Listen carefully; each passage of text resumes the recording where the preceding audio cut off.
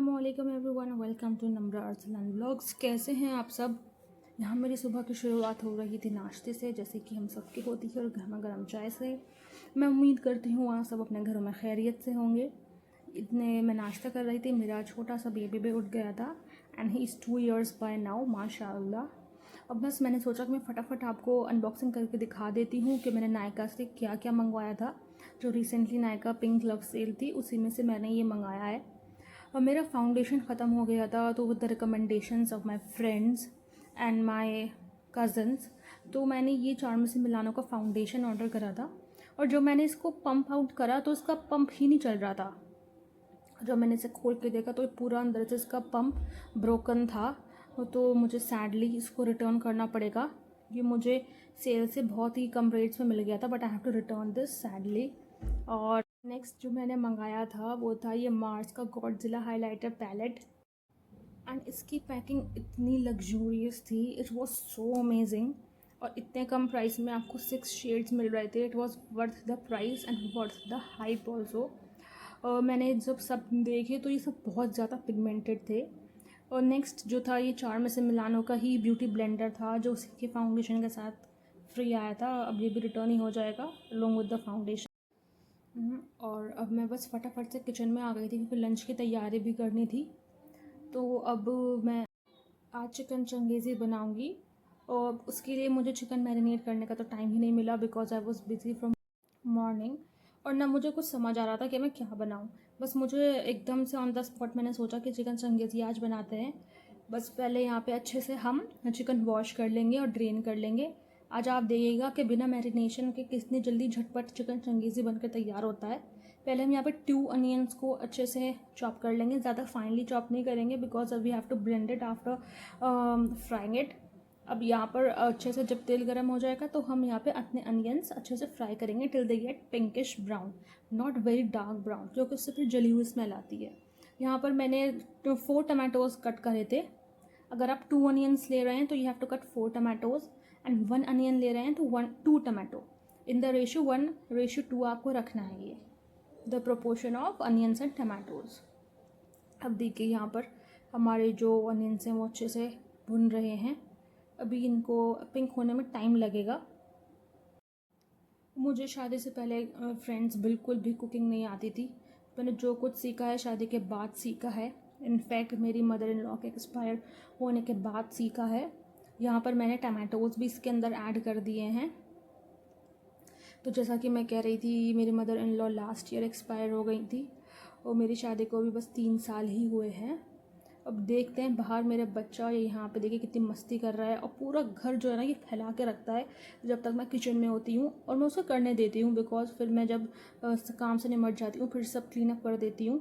Otherwise मुझे kitchen में आकर परेशान करता है। अब देखिएगा जब हमारे टमाटोज़ इतने गल जाएँ कि उसका छिलका निकलने लगे, हम उसके बाद बस इसके अंदर कैश्यूज़ ऐड करेंगे। हम स्टार्टिंग में इसमें कैश्यूज़ नहीं डालेंगे, हैंडफुल ऑफ कैश्यूज़ इसमें ऐड कर देंगे बिकॉज अगर हम स्टार्टिंग में डाल देंगे तो वो ज़्यादा जल जाएंगे, और काजू में से जली हुई आती है।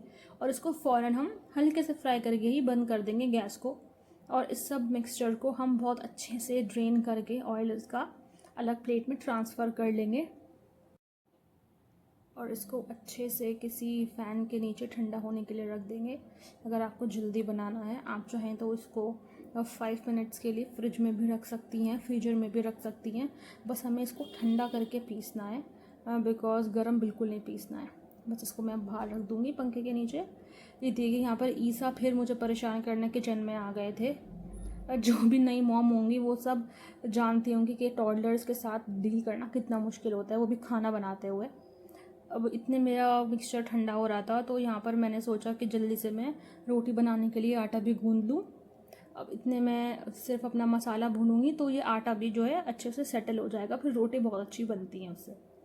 मेरे फादर इन लॉ ने ईसा के आज बाल उतरवा दिए, कहने लगे कि गर्मी है तो बच्चे बहुत परेशान होते हैं और इससे बाल भी अच्छे आएंगे।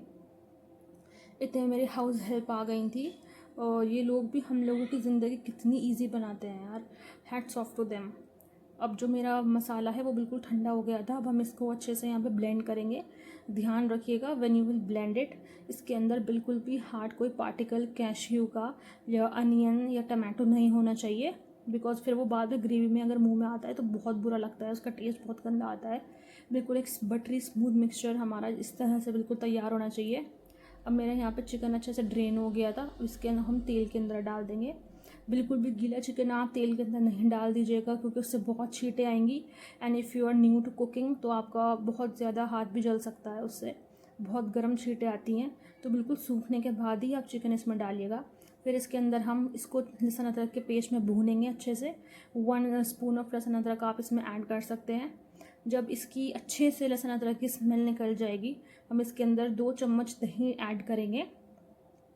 दही से बोटी जो होती है चिकन की बहुत ज़्यादा कुरकुरी हो जाती है, बहुत अच्छा टेस्ट आता है इससे।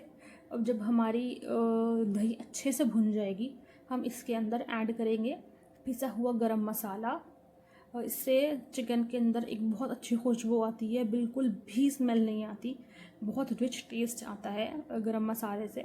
खुशबूदार ग्रेवी बनकर तैयार होती है।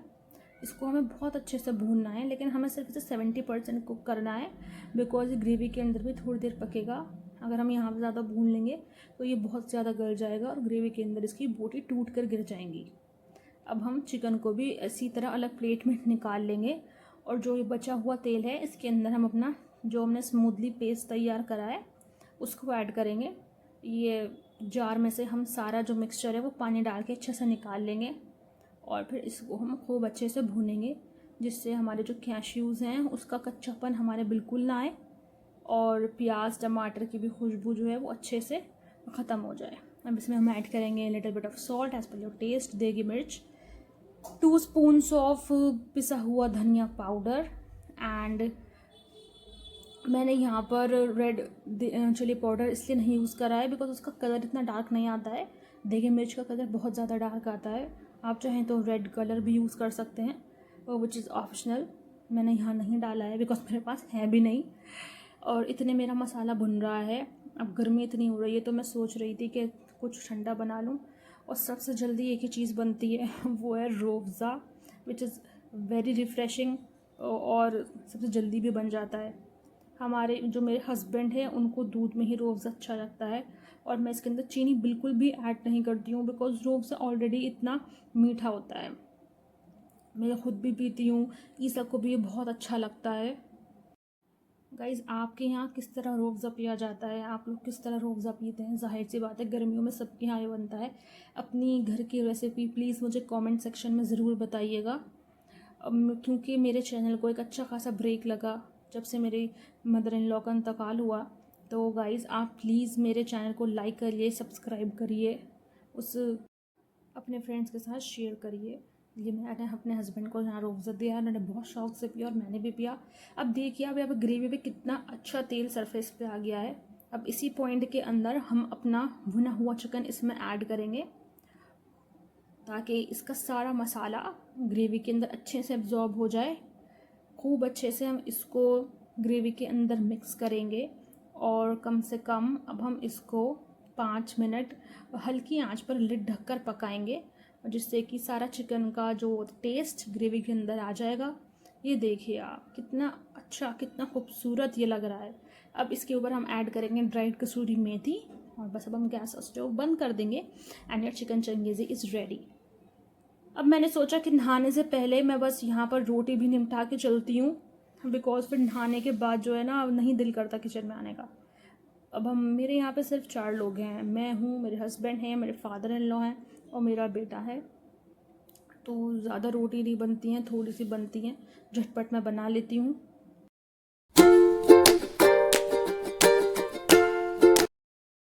यहाँ पर मैं और ईसा जा रहे थे ऊपर नहाने के लिए।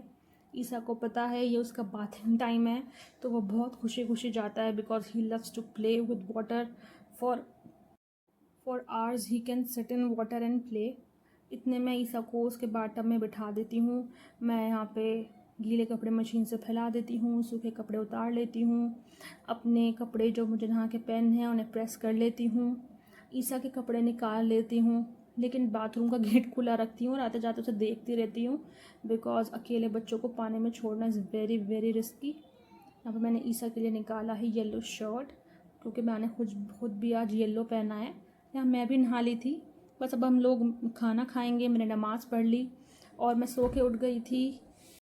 शाम को मैं फ्रूट्स काट के रख देती हूँ, जो भी घर में होता है। तो मेरे हस्बैंड भी खा लेते हैं, ईसा भी खा लेता है और मैं भी खा लेती हूँ। अब मेरा खाने का मन था नूडल्स, और बनाने का बिल्कुल मन नहीं था। आज बहुत ही लेज़ी फील कर रही थी शाम में, तो मैंने ऑर्डर कर लिया बाहर से। और ईसा के लिए मैंने यहाँ फ्रेंच फ्राइज़ मंगा लिए थे, उसको बहुत पसंद है। यहाँ पे मैं अपना मील एंजॉय कर रही थी और ईसा अपना कर रहा था। अब ईसा खा पी के खेलता है आराम से, तो मैंने यहाँ अपना कुरान शरीफ पढ़ा। अब रात हो गई थी, मैं और हस्बैंड चले थे एक राउंड काटने बाहर का। तो आपसे मुलाकात होगी अब अगले व्लॉग में। प्लीज़ मेरे चैनल को लाइक करिए, सब्सक्राइब करिए। अल्लाह हाफिज़।